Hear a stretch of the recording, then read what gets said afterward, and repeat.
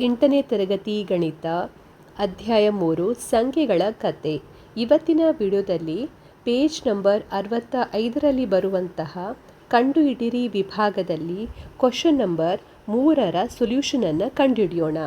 Question number 3, Roman ಸಂಖ್ಯಾ ಪದ್ಧತಿಗೆ ಹೋಲಿಸಿದಾಗ ಹಿಂದೂ ಸಂಖ್ಯಾ ಪದ್ಧತಿಯನ್ನು ಪರಿಣಾಮಕಾರಿಯಾಗಿಸುವ ಲಕ್ಷಣಗಳನ್ನು ಗುರುತಿಸಿ ಅಂತ ಹೇಳಿದ್ದಾರೆ.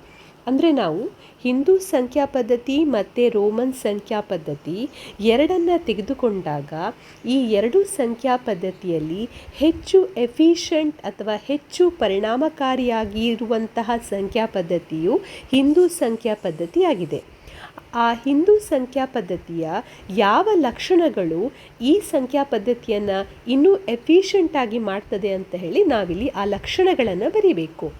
ಸೊ ಮೊದಲಿಗೆ ನೀವು ಈ ಎರಡು ಸಂಖ್ಯಾ ಪದ್ಧತಿಯನ್ನು ತೆಗೆದುಕೊಂಡ್ರೆ ಇದರಲ್ಲಿ ಹಿಂದೂ ಸಂಖ್ಯಾ ಪದ್ಧತಿಯಲ್ಲಿ ನಾವು 0ಯನ್ನು ಬಳಕೆ ಮಾಡ್ತೇವೆ.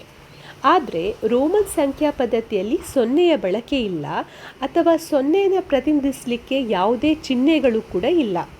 ಆದ್ದರಿಂದ ಇದು ಒಂದು ಹಿಂದೂ ಸಂಖ್ಯಾ ಪದ್ಧತಿಯ ಲಕ್ಷಣ. ಹಿಂದೂ ಸಂಖ್ಯಾ ಪದ್ಧತಿಯಲ್ಲಿ ನಾವು 0ಯ ಬಳಕೆ ಇರುವುದರಿಂದ ಯಾವುದೇ ಸಂಖ್ಯೆಯನ್ನು ತುಂಬ ಸುಲಭವಾಗಿ ಪ್ರತಿನಿಧಿಸ್ಬೋದು. ಎರಡನೇ ಲಕ್ಷಣ, ನಾವು ಹಿಂದೂ ಸಂಖ್ಯಾ ಪದ್ಧತಿಯನ್ನು ಉಪಯೋಗಿಸಿ ಅಂಕಗಣಿತದ ಕ್ರಿಯೆಗಳನ್ನು ತುಂಬ ಸುಲಭವಾಗಿ ಮಾಡ್ಬೋದು.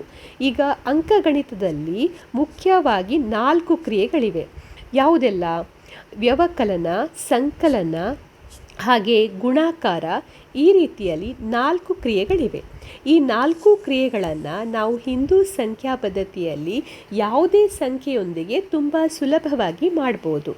ಆದರೆ ಅದೇ ನೀವು ರೋಮನ್ ಸಂಖ್ಯಾ ಪದ್ಧತಿಯನ್ನು ತೆಗೆದುಕೊಂಡ್ರೆ ರೋಮನ್ ಸಂಖ್ಯಾ ಪದ್ಧತಿಯಲ್ಲಿ ಸ್ವಲ್ಪ ಕಷ್ಟಪಟ್ಟು ವ್ಯವಕಲನ ಮತ್ತು ಸಂಕಲನವನ್ನು ಮಾಡ್ಬೋದು.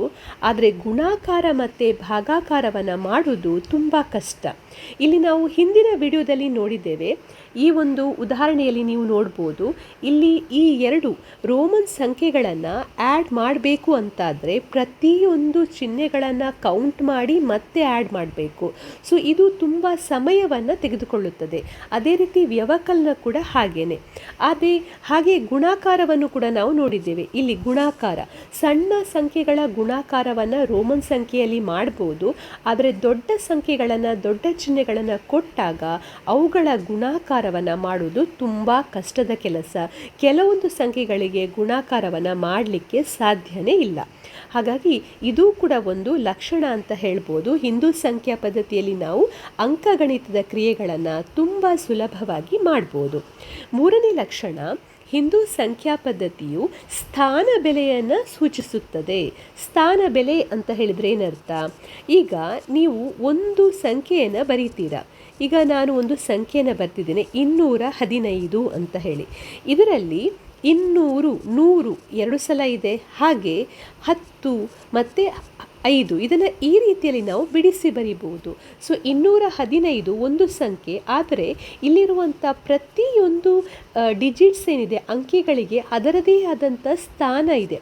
5ನ್ನು ನಾವು ಬಿಡಿ ಸ್ಥಾನ ಅಂತ ಹೇಳ್ತೇವೆ, 1ನ್ನು ನಾವು 10ರ ಸ್ಥಾನ ಅಂತ ಹೇಳ್ತೇವೆ, ಹಾಗೆ 2ನ್ನು 100ರ ಸ್ಥಾನ ಅಂತ ಹೇಳ್ತೇವೆ. ಆದರೆ ಈ ರೀತಿಯ ಸ್ಥಾನ ಬೆಲೆಯ ಪದ್ಧತಿ ರೋಮನ್ ಸಂಖ್ಯಾ ಪದ್ಧತಿಯಲ್ಲಿ ಬರುವುದಿಲ್ಲ. ಆದ್ದರಿಂದ ಇದು ಕೂಡ ಒಂದು ಮುಖ್ಯವಾದಂತಹ ಲಕ್ಷಣ. ಆಮೇಲೆ ಹಿಂದೂ ಸಂಖ್ಯಾ ಪದ್ಧತಿಯಲ್ಲಿ ನೀವು ಯಾವುದೇ ದೊಡ್ಡ ಸಂಖ್ಯೆಯನ್ನು ಕೂಡ ತೆಗೆದುಕೊಳ್ಬೋದು ಅಥವಾ ಚಿಕ್ಕ ಸಂಖ್ಯೆಯನ್ನು ಕೂಡ ತೆಗೆದುಕೊಳ್ಬೋದು. ಯಾವುದೇ ಸಂಖ್ಯೆಯನ್ನು ಪ್ರತಿನಿಧಿಸಬೇಕಾದ್ರೆ ನಾವು ಕೇವಲ 10 ಅಂಕಿಗಳನ್ನು ಉಪಯೋಗಿಸಿದರೆ ಆಯಿತು. ಅಂದರೆ 0 to 9 ಈ 10 ಅಂಕಿಗಳನ್ನು ಉಪಯೋಗಿಸಿ ಯಾವುದೇ ದೊಡ್ಡ ಸಂಖ್ಯೆಯನ್ನು ಕೂಡ ನಾವು ಸುಲಭವಾಗಿ ಬರೀಬೋದು. ಆದರೆ ರೋಮನ್ ಸಂಖ್ಯಾ ಪದ್ಧತಿಯನ್ನು ನೀವು ತೆಗೆದುಕೊಂಡ್ರೆ ಅದರಲ್ಲಿ ನೀವು ದೊಡ್ಡ ಸಂಖ್ಯೆಗಳನ್ನು ಬರೀಲಿಕ್ಕೆ ತುಂಬಾ ಕಷ್ಟಪಡಬೇಕಾಗ್ತದೆ. ಈಗ ಉದಾಹರಣೆಗೆ ಇಲ್ಲಿ ಈ ಎಕ್ಸಾಂಪಲಲ್ಲಿ ನೀವು ನೋಡ್ಬೋದು 2367 ಅಂತ ಇದೆ. ಇದನ್ನು ನೀವು ರೋಮನ್ ಸಂಖ್ಯಾ ಪದ್ಧತಿಯಲ್ಲಿ ಬರೀಬೇಕು ಅಂತಾದರೆ ಬಿಡಿಸಬೇಕು. ಆಮೇಲೆ ಅಲ್ಲಿರುವಂಥ ಪ್ರತಿಯೊಂದು ಚಿಹ್ನೆಗಳನ್ನು ಬರೀಬೇಕು. ಹಾಗೆ ಇಲ್ಲಿ ವಿ ಬರ್ತದೆ ಈ ಎಕ್ಸಾಂಪಲಲ್ಲಿ. ಸೊ ಈ ರೀತಿಯಲ್ಲಿ ನೀವು ಕಾಣ್ಬೋದು ಇದರ ಉದ್ದ ಏನಿದೆ, ತುಂಬ ಅನೇಕ ಚಿಹ್ನೆಗಳನ್ನು ನಾವಿಲ್ಲಿ ಉಪಯೋಗಿಸಿದ್ದೇವೆ. ಸೊ ಈ ರೀತಿಯ ತೊಂದರೆಗಳು ನಾವು ರೋಮನ್ ಸಂಖ್ಯಾ ಪದ್ಧತಿಯಲ್ಲಿ ನೋಡ್ತೇವೆ.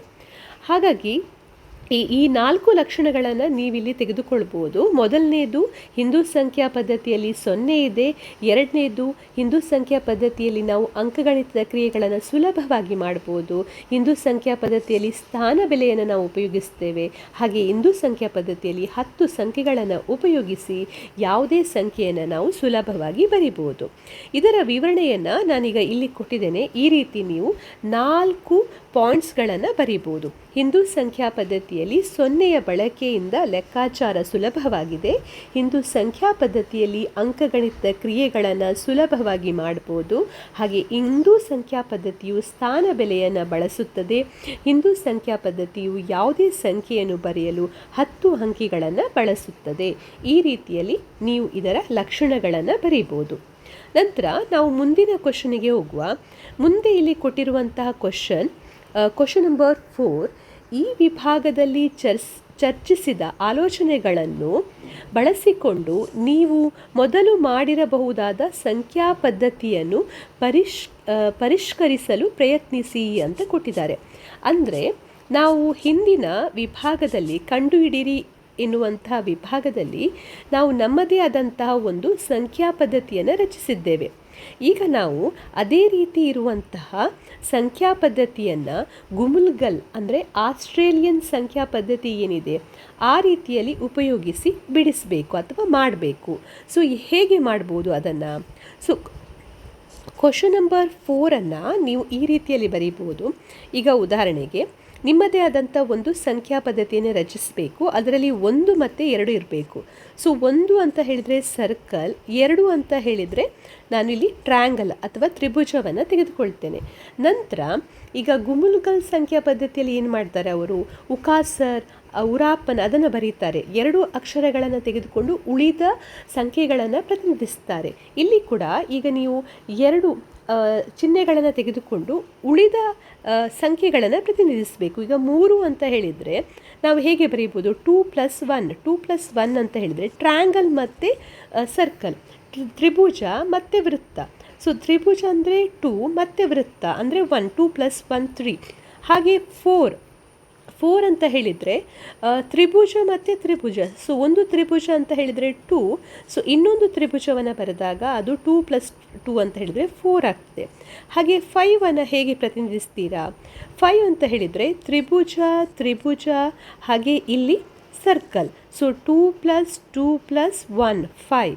ಆಮೇಲೆ 6 ನೀವು ತ್ರಿಭುಜ 2+2+2 6. ಹಾಗೆ 7 ಪ್ರತಿನಿಧಿಸಲಿಕ್ಕೆ ತ್ರಿಭುಜ ಹಾಗೆ ಇಲ್ಲಿ ಸರ್ಕಲ್. ಸೊ 2+2+2 6+1 7. ಆಮೇಲೆ 8 ಇಲ್ಲಿ ನಾವು 4 ತ್ರಿಭುಜಗಳನ್ನು ಹಾಕ್ಬೋದು. So 2 4s are 8. So 8. Next 9 ಇಲ್ಲಿ ತ್ರಿಭುಜ ಮತ್ತು ಸರ್ಕಲ್. ಹಾಗೆ 10 ಪ್ರತಿನಿಧಿಸಲಿಕ್ಕೆ ನೀವು 5 ತ್ರಿಭುಜಗಳನ್ನು ಇಲ್ಲಿ ರಚಿಸ್ಬೋದು. ಹೀಗೆ ಸೊ ಇಲ್ಲಿ ನೀವು ಕಾಣ್ಬೋದು ಈ ಒಂದು ಬರೆದಂಥ ನಾವು ಸಂಖ್ಯಾ ಪದ್ಧತಿಯಲ್ಲಿ ಮೊದಲಿಗೆ 2 ಅಕ್ಷರಗಳನ್ನು 2 ಸಂಖ್ಯಾ ಚಿಹ್ನೆಗಳನ್ನು ತೆಗೆದುಕೊಂಡಿದ್ದೇವೆ. 1 ಅಂತ ಹೇಳಿದರೆ ಸರ್ಕಲ್, 2 ಅಂತ ಹೇಳಿದರೆ ತ್ರಿಭುಜ, ಮತ್ತು ಉಳಿದ ಸಂಖ್ಯೆಗಳನ್ನು ಅದೇ ಚಿಹ್ನೆಯನ್ನು ಉಪಯೋಗಿಸಿ ನಾವಿಲ್ಲಿ ಬರೆದಿದ್ದೇವೆ. ಸೊ ಇದು 4ನೇ ಕ್ವಶನಿಗೆ ಇರುವಂತಹ ಆನ್ಸರ್.